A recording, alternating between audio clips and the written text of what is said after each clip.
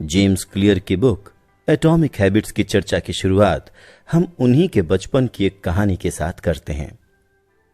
अपने high school के आखिरी दिन वो बेसबॉल खेल रहे थे और उनके दोस्त के हाथों से बैट फिसल कर सीधे उनके मुंह पर जा लगा, जिससे वो बेहोश हो गए। उस वक्त उन्हें बैट इतनी जोर से लगा कि उनकी नाक टूट गई।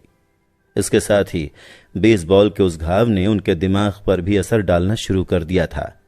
फिर वो जब थोड़ा होश में आए तो उन्होंने देखा कि उनकी शर्ट पर खून के छींटे हैं।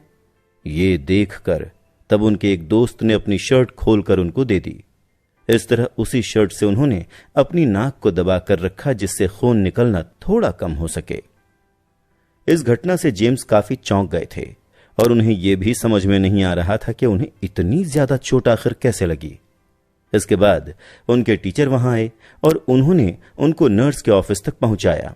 फिर नर्स ने जेम्स से यह समझने के लिए कुछ सवाल पूछे कि उनके दिमाग पर कितना असर हुआ है। तब उन्होंने उन सारे सवालों के जवाब गलत दिए। वहीं जब तक एम्बुलेंस स्कूल पहुंची तब तक वो पूरी तरह से बेहोश हो चुके थे। हॉस्पिटल पहुंचते पहुंचते जेम्स की हालत और बिगड़ गई। अब उनके लिए सांस लेना भी मुश्किल हो रहा था। जब आसपास के हॉस्पिटल में उनका इलाज नामुमकिन लगने लगा, तब हॉस्पिटल वालों ने ही एक हेलीकॉप्टर का इंतजाम किया, जिससे उनको ओहायो के मशहूर शहर सिनसिनाटी के एक अस्पताल में ले जाया जा सके। और तब जेम्स की मां भी उनके साथ सिनसिनाटी गईं। इधर उनके पिता भी अपने बाकी बच्चों को दोस्तों के पास छोड़कर हॉस्पिटल पहुंच रहे थे। उस अस्पताल में करीब 20 डॉक्टर्स और नर्स की टीम मिलकर ऑपरेशन थिएटर में जेम्स का इलाज करने में जुट गए थे। अब इसे इत्तेफाक कहें या कुछ और, लेकिन ऐसा पहली बार नहीं था जब उनके माता पिता सिनसिनाटी के उस हॉस्पिटल में अपने बच्चे के इलाज के लिए पहुंचे हों। ठीक 10 साल पहले भी इसी जगह पर वो जेम्स की बहन को लेकर पहुंचे थे, जिसे 3 साल की उम्र से बोन मैरो में होने वाले रक्त कैंसर के लक्षण ल्यूकेमिया की बीमारी थी। उस वक्त वो केवल 5 साल के थे। फिर 2 साल के कैंसर से लड़ने के लिए दिए जाने वाले कीमोथेरेपी ट्रीटमेंट्स और बोन मैरो की जांच करने वाली बायोप्सी के बाद आखिरकार उनकी बहन बिल्कुल ठीक होकर हॉस्पिटल से निकल पाई थी। आज उनकी बहन बिल्कुल स्वस्थ थी, लेकिन 10 साल बाद एक बार फिर उसी जगह उनका भाई जिंदगी और मौत के बीच जंग लड़ रहा था। अगली सुबह जैसे ही जेम्स को होश आया और उनकी हालत में थोड़ा सुधार दिखा, तो डॉक्टर्स ने उन्हें घर जाने की इजाजत दे दी। हालांकि अभी भी उनकी नाक टूटी हुई थी, जिसका ऑपरेशन 1 हफ्ते बाद किया जाना था। आखिरकार जेम्स अपनी टूटी हुई नाक, कुछ फ्रैक्चर्स और बाईं आंख पर चोट लिए अपने घर पहुंचे। इसके बाद के कुछ महीने उनके लिए बहुत परेशानी वाले थे। उस वक्त उन्हें ठीक से कुछ दिखाई भी नहीं देता था और यही वजह थी कि वो अब थोड़ा डिप्रेस्ड या टेंशन में भी रहने लगे थे। बेसबॉल उनकी जिंदगी का एक बहुत अहम हिस्सा था। जहां उन्होंने करीब 1 साल बाद वापसी की, उनके पिता भी सेंट लुइस कार्डिनल्स की ओर से बेसबॉल खेला करते थे। हालांकि जेम्स की बेसबॉल के खेल में वापसी पहले की तरह बहुत अच्छी नहीं रही। देखते ही देखते उन्होंने अपना स्कूल खत्म किया और डेनिसन यूनिवर्सिटी में एडमिशन ले लिया। जेम्स का मानना है कि डेनिसन यूनिवर्सिटी जाना उनकी जिंदगी के कुछ अच्छे फैसलों में से एक था। वहां उन्हें बेसबॉल खेलने का मौका मिलता था और यही वो जगह थी जहां उन्होंने कुछ अच्छी आदतें भी सीखी थीं, जैसे समय पर सोना और अपने कॉलेज के कमरे को साफ सुथरा रखना। बस इन्हीं छोटी छोटी बातों से उनके अंदर का कॉन्फिडेंस भी बढ़ता जा रहा था। जेम्स की माने तो आदत किसी ऐसे रूटीन की तरह होती है जिसे हर रोज फॉलो किया जाना चाहिए।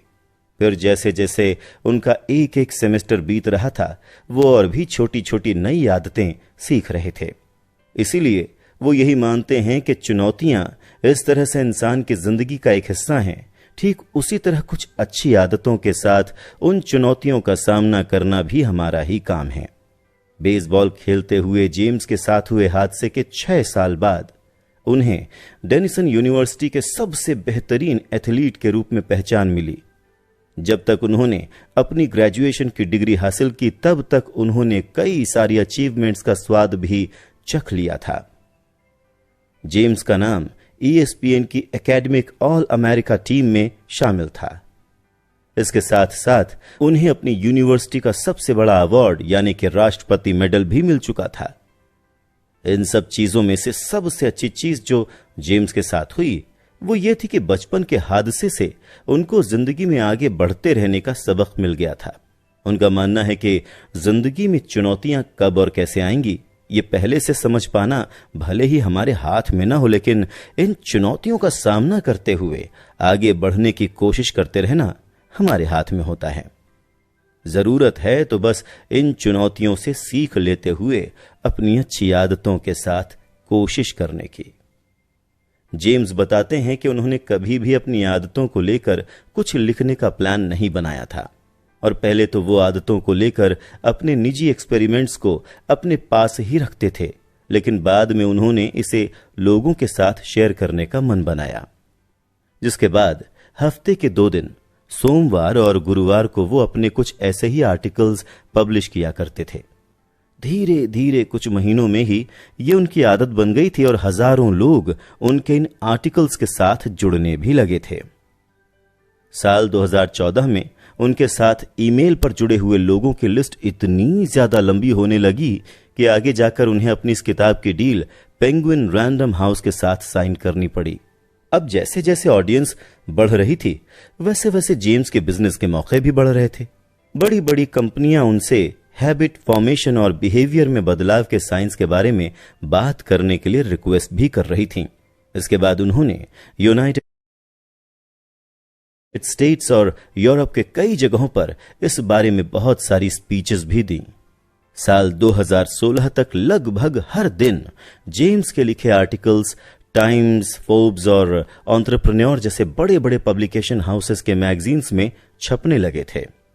साल 2017 की शुरुआत में जेम्स ने हैबिट एकेडमी को लॉन्च किया, जो काफी इंस्टीट्यूशंस और उनके स्टूडेंट्स के लिए जिंदगी में अच्छी आदतों के बारे में ट्रेनिंग और जानकारी का एक जरिया बना। उनका यह भी कहना था कि अब तक करीब 10,000 लोग उनके इस एकेडमी से ग्रेजुएट हो चुके हैं। साल 2018 में वो अपनी बुक को लगभग खत्म कर चुके थे।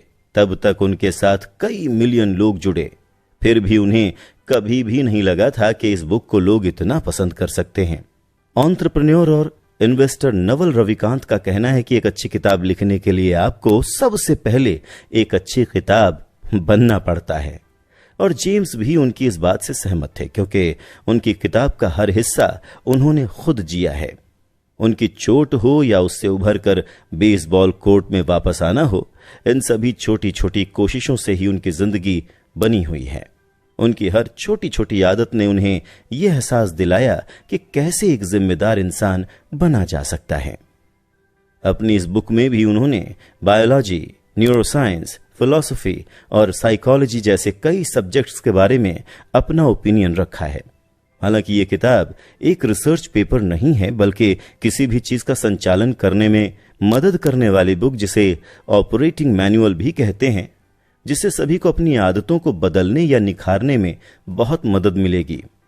इस किताब की रीढ़ की हड्डी आदतों का एक 4 स्टेप या स्तर का मॉडल है, जिसमें क्यू, क्रेविंग, रिस्पॉन्स और रिवॉर्ड शामिल हैं। इंसान का बर्ताव कभी एक जैसा नहीं रहता, हर पल, हर सेकेंड ये बदलता ही रहता है। लेकिन जेम्स ने अपनी इस बुक में इंसान के बर्ताव की उन वजहों के बारे में बात किया है जो कभी नहीं बदलती। ये बुक इंसान के बर्ताव और फंडामेंटल्स पर बात करती है। अब एक बात से तो हम सब अग्री करेंगे कि अच्छी आदतों को अपनाने का कोई बेस्ट या परफेक्ट रास्ता नहीं होता, लेकिन जेम्स ने यहां उस रास्ते के बारे में बताया है जो इनमें से सबसे अच्छा है। तो चलिए आदतों के फंडामेंटल्स के बारे में और अच्छे से जानने के लिए चलते हैं अगले एपिसोड की तरफ।